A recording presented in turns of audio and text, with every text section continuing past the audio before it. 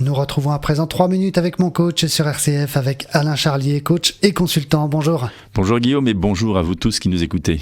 Aujourd'hui Alain, vous nous parlez d'un nouveau type de personnalité, la personnalité promoteur. Alors de quoi s'agit-il ?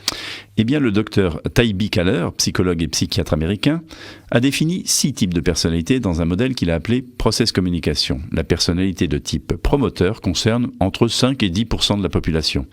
Les défis attirent ces personnes, ainsi que les gains substantiels. Pour elles, il faut que ça bouge, sinon elles s'impatientent, s'agitent.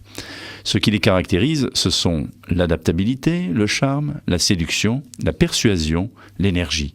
Elles aiment les objets et vêtements de luxe, les intérieurs rutilants, les derniers gadgets, les conquêtes, la vitesse, le sport, le jeu.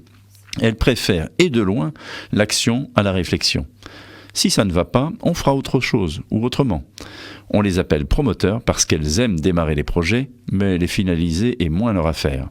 Il n'y a pas assez d'adrénaline dans la routine. Et s'il y a 2 choses qui les irritent, ce sont les sentiments et la dépendance. Leur vocabulaire donne dans le registre de l'action. Foncer, agir, avancer, conquête, défi, séduction, adaptable, rapide, unique. Quel est donc le besoin psychologique de la personnalité promoteur ? Le besoin des personnes de type promoteur, c'est l'excitation. Ce qui suscite chez d'autres la crainte ou l'épuisement, et pour elles, ressourcement. Un nouveau projet, une compétition sportive, une table de casino. Tout ce qui fait palpiter et rapporte immédiatement. Il faut dire que leur question existentielle est « suis-je vivant ?» Elles cherchent donc et repoussent toujours les limites. Il n'est pas rare qu'elles s'y prennent au dernier moment pour faire un devoir, rendre un rapport, mener une action.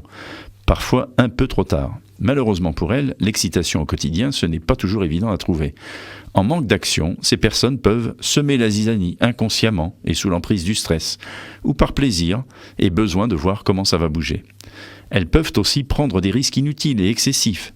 Avec la vitesse, les relations amoureuses et les jeux d'argent, on voit ce que ça peut donner. Et si le besoin psychologique n'est toujours pas satisfait ?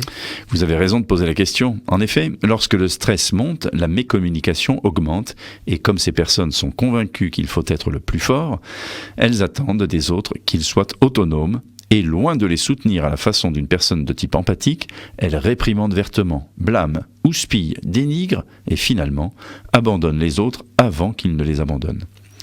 Pour éviter cela, ce n'est pas toujours évident, mais il faut proposer de l'action, challenger, mettre au défi, s'appuyer sur leur esprit de compétition, tout en assurant que les risques soient maîtrisés.